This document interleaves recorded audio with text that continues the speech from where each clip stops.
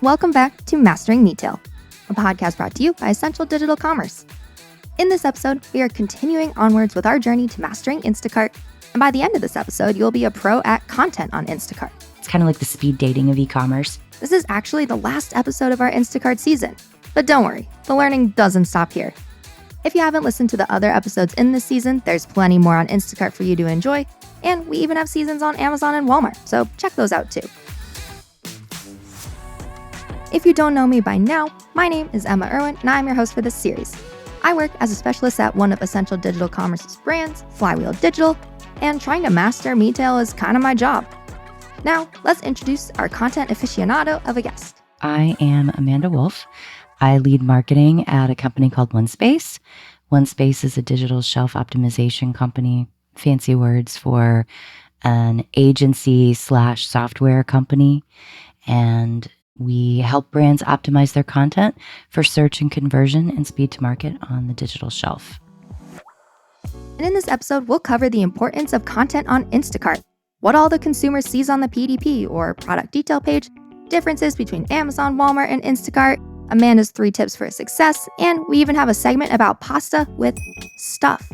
So stay tuned. Before we get to all of that, I, of course, had to ask Amanda our recurring questions for this series. And if you listen to our Amazon season, you'll know that we actually talked to Amanda about content on Amazon too. As you already know, we've been asking about the last thing our guests have purchased from Instacart, and for Amanda, that was hard-boiled eggs. Question we're asking everyone. And so the last time we talked about, well, in our Amazon episode, you mentioned hard-boiled eggs from Instacart. And so I'm wondering if you've ordered from Instacart since then and have a new thing that was the last thing you purchased from Instacart. Oh, goodness. I mean, I order from Instacart every week. When I'm in St. Louis in particular and I'm home, I don't go to the grocery stores anymore. I'm a perfect example of the pandemic shopping behavior change. So now I get all my groceries in St. Louis for the most part from Instacart. So I think I got some bottles of water, really exciting, but they're heavy and it's nice having them delivered right to my door. I was going to ask if it's really like the convenience of Instacart that brings you to Instacart rather than the grocery store. Absolutely. I mean, it's a time saver for me in particular. You know, I'm running around a lot and so traveling now again for work too. So it's really nice not spending an hour in the grocery store and then another 30 minutes or so putting everything away. And so I like taking that hour back in my life and doing something more productive or maybe just spending it with my family. And of course, we had to ask her our digital wish list question. And for context, a pizza oven was on her digital wish list the last time we spoke. You know this question already, so I'm curious to see if your response has changed. So I'll ask, did you buy your pizza oven for outside? I did. Oh my gosh. I did buy my pizza oven. That's amazing. Outside. I got it. So would you say it was worth it? Yeah, for sure. Okay. It's fun. So, because I feel like anyone has more than one item on their digital wish list. So I'm going to keep it in your head for that next thing that's on your digital wish list, but we'll end the podcast same as we did with Amazon. We'll come back to it at the end. But there's got to be something else, the next thing, the next best thing, because consumerism. Yeah. But yeah, right. Always got to have more stuff. That's true. Now we'll really get into using content to win on Instacart. Let's throw it back to what we've learned so far in the season that relates to content from our former guest, Ellie Edwards from Perpetua. If you do absolutely nothing, your products are there. Inventory is within a physical retailer that's partnered with Instacart. Your products are going to show on Instacart's platform. Now, the key thing to keep in mind here is that your product might not look how you would have expected on Instacart. So product content is pulled in at the retailer level on Instacart.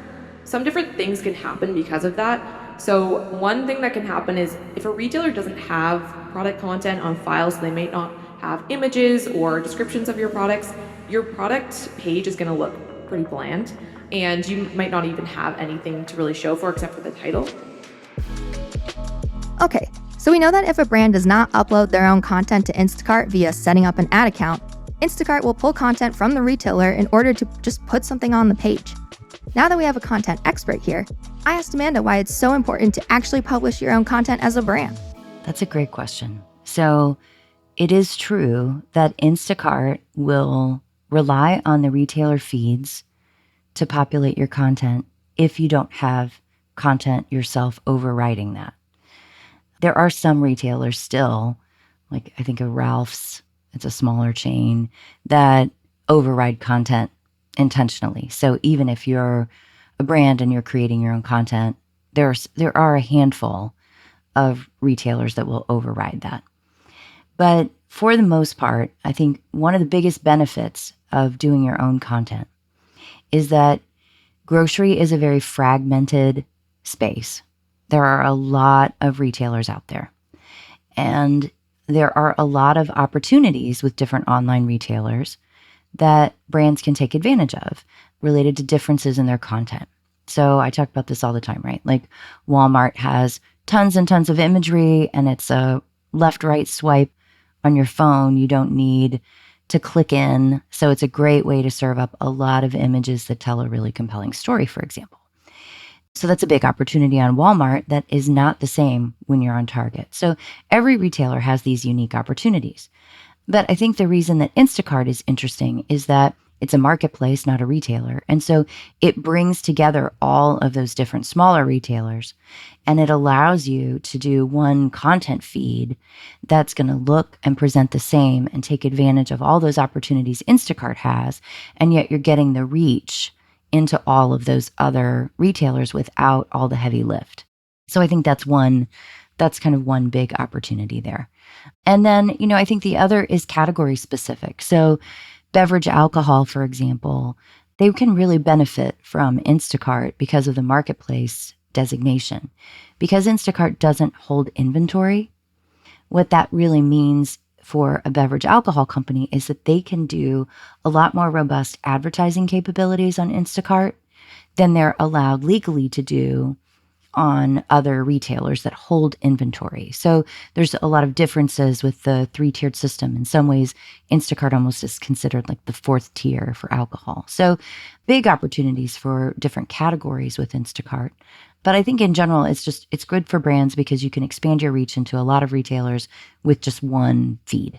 With our new grasp on understanding why content on Instacart is important, we can jump into the major differences that exist between Instacart and other major platforms.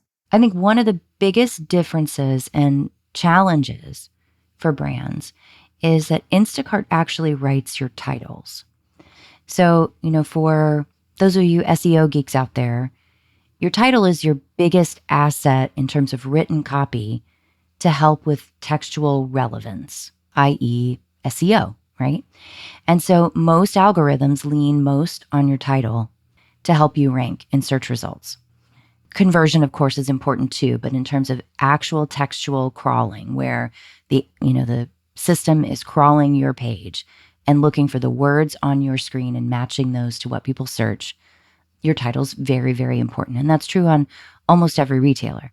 But I think where it gets a little tricky is that Instacart actually creates those titles themselves. Now, that said, there are some workarounds there, particularly if you have a verified CSP like Salsify. So what Instacart is doing is it's pulling from different fields within Salsify and then creating the titles based on those fields. So you can't necessarily create this really long, robust, keyword-stuffed title. But if you know what those fields are, specifically with Instacart, they're using brand name and product name fields, then you can actually add in some keywords if you are keen to do that. And I would highly recommend it. We've got keyword data at OneSpace, and Edge has that available now too. You can actually pull in those keywords and put those into the product name. So an example of a title might be like brand category flavor. You could edit that product name to become like brand flavor keyword category. Interesting. It's almost like a formula that you can put into Salsify then to feed it. I did not know that Instacart kind of writes the titles for you. Are there any other main differences that you would say you have to pay attention to? They don't have enhanced content. So, for a lot of brands that maybe think about Amazon and think about the importance of A+ content on Amazon or something called below the fold content, Instacart does not have an enhanced content. They don't have that section of the page. So if Instacart is a big, big driver for you, maybe you don't necessarily want to invest quite as much in below the fold content if they're your primary retailer. Now with grocery, you probably have enough other retailers that it warrants investment, frankly, in enhanced content. But I wouldn't necessarily do something specific for Instacart around that. Now, they do have some other capabilities, though, that I think are growing in popularity, things like brand stores, but where they're doing the bulk of their investment right now, and everybody's talking about it, of course, is in their retail media side, bringing in really, really powerful executives that came from advertising backgrounds, and they're adding things like on-site display, shoppable banners, shoppable video and display ads. But brand stores is probably the area that crosses into content more, just gives you a chance to provide that broader message, that story that's not just totally transactional in nature and keeps the customers on site a little bit longer. And with that covered, let's get a bit into the actual anatomy of a PDP, or product detail page, on Instacart. On the actual PDP, so without the enhanced content, does that mean we're really just talking like titles, images, bullets, description? Yeah, and description. That's right. That's exactly right. So, you're limited to that typical kind of above the fold content. And actually with bullets, that's that you can add bullets, but they're incorporated into the description. So it's actually not a separate field on Instacart. But yes, now when we talk about imagery though, Instacart is a little looser with their acceptance of some more advanced image types. So we see a lot more high impact style hero imagery, see a lot more claims card type imagery accepted. So, I think while they have maybe more limitations in terms of their content capabilities without having that enhanced content, they do have pretty robust capabilities and acceptance criteria around imagery. With knowing more about the elements of the PDP, I asked Amanda about what makes a truly great PDP in her opinion. And she'll reference some brands like Pampers with best-in-class PDPs. Yeah, so I think that their imagery is really solid. They have a really good formula of what they need to cover and why they need to talk about it. I think it's really good from a merchandising standpoint. I think their hero images are really, really good. They're very, very clear on pack size. Because of that, they do a really, really good job on Instacart where, you're trying to see everything at a glance on the search results page and you may not even get to the PDP.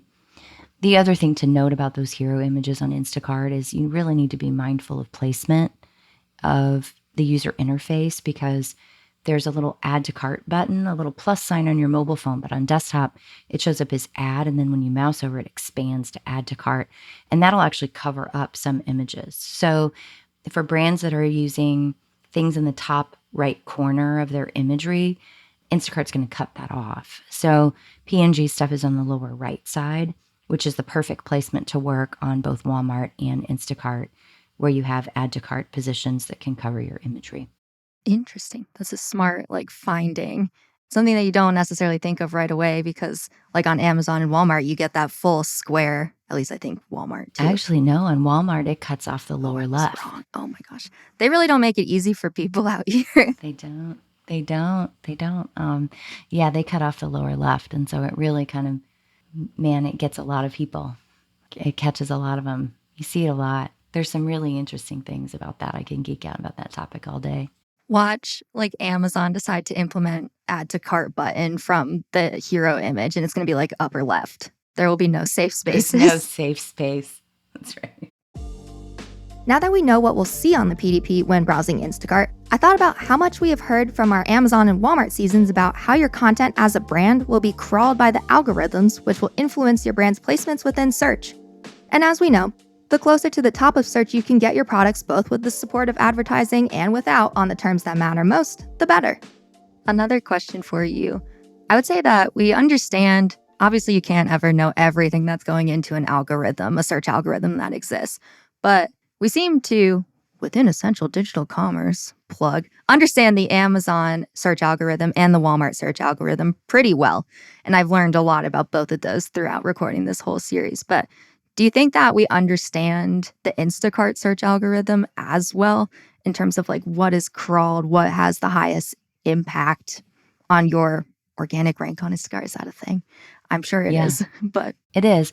But I think that it is also, there's an added layer of complexity with in-stock status and specific stores. So on Instacart, you can do searches that aren't retailer specific, but they always funnel you to a retailer before you really see the results. So if your product is not in stock in store, you're going to have some pretty big issues on Instacart.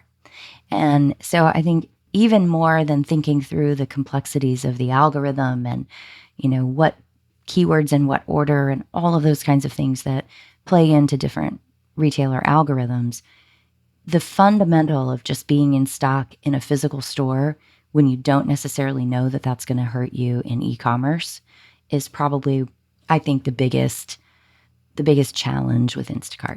algorithm addressed. Check.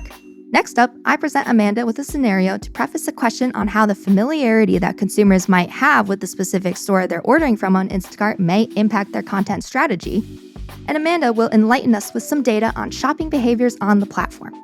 So, I'm gonna lay a scenario out. So Stop and Shop is the local retailer up here in Yeehaw, New York. And I don't actually know if Stop and Shop's on Instacart, but I think about, I know that store in and out. I know exactly what I would get at all point, exactly what every single product looks like. I'm going to guess that people shopping on Instacart, for the most part, when they pick the store that they want to shop from, are familiar with the products and what they should be getting when they add something to their cart.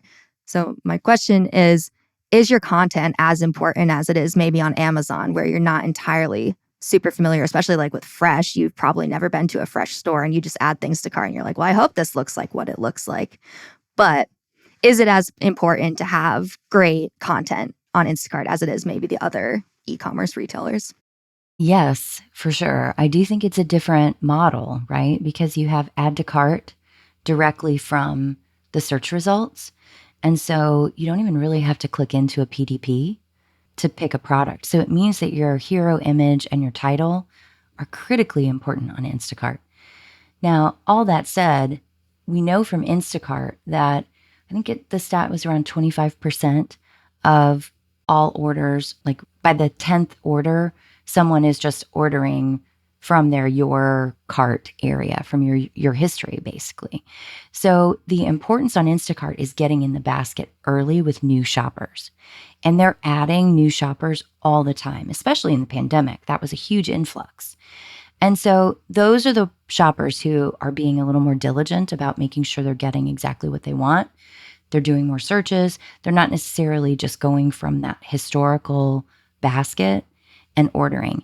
It's also why it's critical to think about your content from a holistic standpoint with your advertising strategy, and your promotions, any kind of couponing or anything that you do with Instacart, anything that you can do to change or disrupt that behavior that's already in play is really important.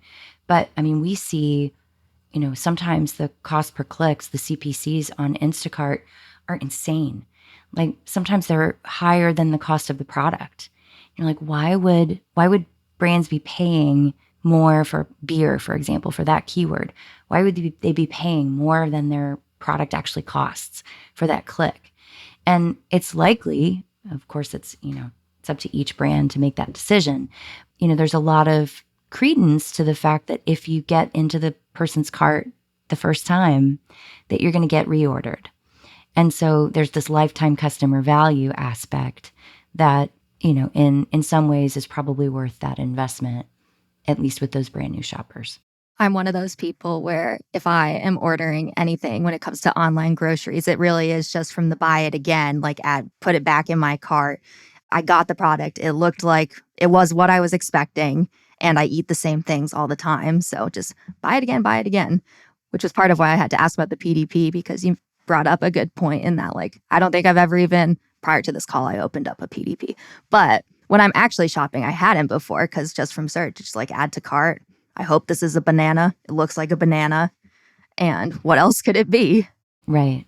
But, I still think that there's something to be said when you've got 75% of people or so that are still not necessarily reordering things that they've ordered before. And, and the algorithms we know are looking at more than just your title and your hero image when they're deciding what ranks. So even more than a conversion standpoint, it's like if you can get a really solid PDP, then you can rank better, then you're just poised in a better spot, even if they wind up clicking add to cart from the search results page. And now, the moment you've been waiting for.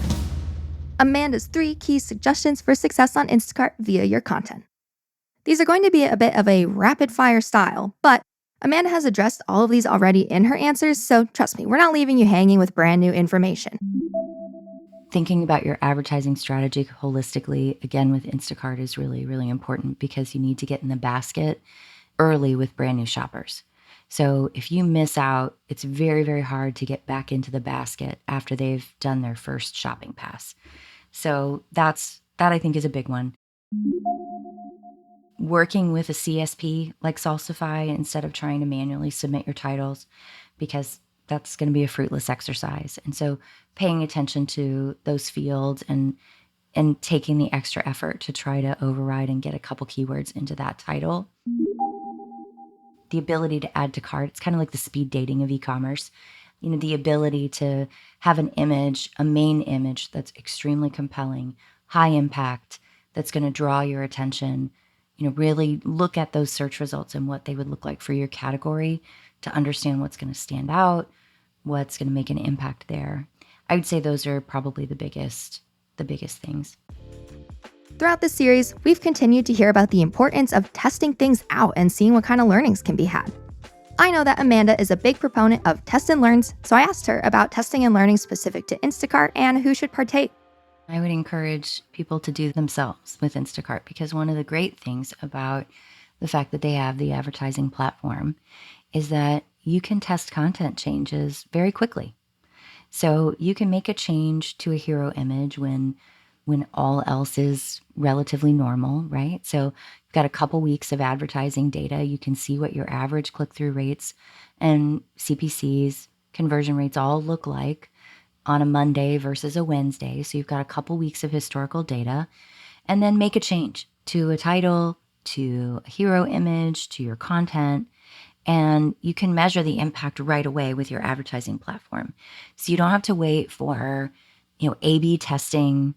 You don't have to do like the 8-week testing with Amazon kind of a thing to be able to see the impact that your content can have. And one little change to a hero image we saw with one client, over $150,000 over the course of the year with just one SKU on just Instacart. And so, really, really big impacts that you can make with just small little things. What other metrics that you just said the 150K would be like? Increased sales. What other metrics would you be looking for when it comes to seeing whether or not a content change worked? Conversion rate, of course, right? Like you really want to see conversion rate. You want to see if your CPCs are going down or up, right? Because that's a measure of relevancy. That's a measure of what's happening in my category. Is the competitive situation getting worse or better?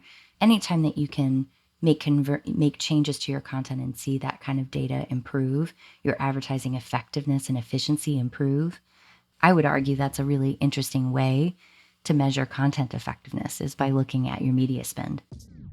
With that, we have made it near the end of this episode of Mastering Retail. Hopefully you leave this episode with more knowledge about content on Instacart than you came in with. But before you go, we have to learn about pasta with stuff. We're going to go to 2 questions to kind of like round out the interview. One will be the digital wish list. But before we get there, Sure. We've been asking people, if you're ordering from Instacart frequently, which everyone that we've interviewed for this Instacart season has, that probably means you like to cook or you know how to cook, maybe not like it, but you know how to cook, because unless you're just ordering snacks, you're probably cooking something. So our recurring question for this season is, what is your favorite thing to cook?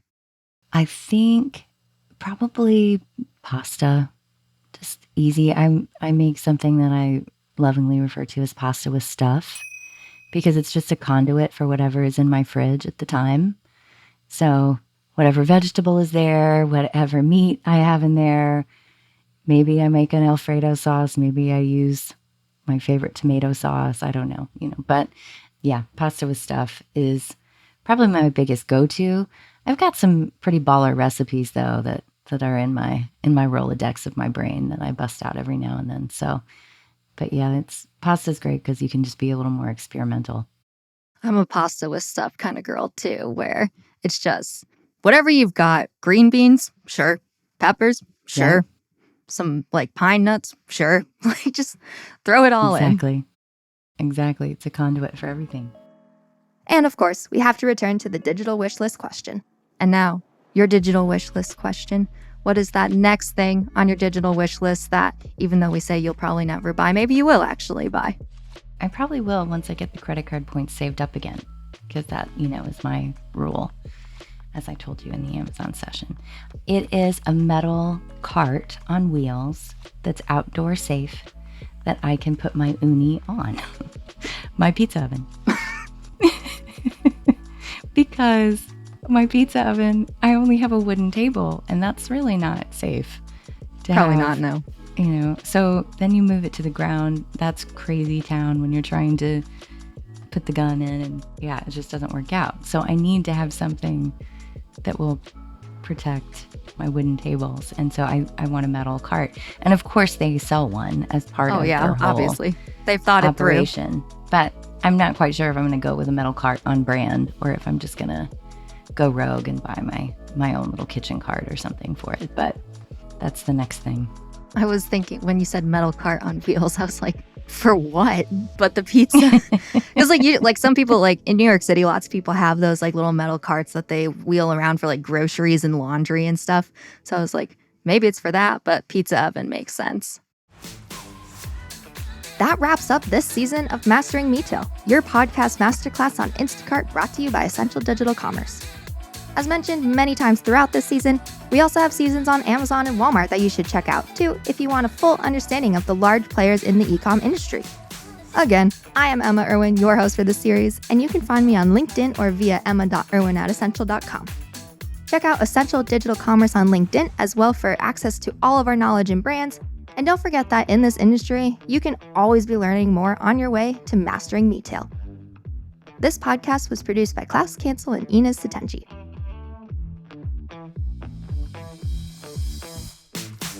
See you next time.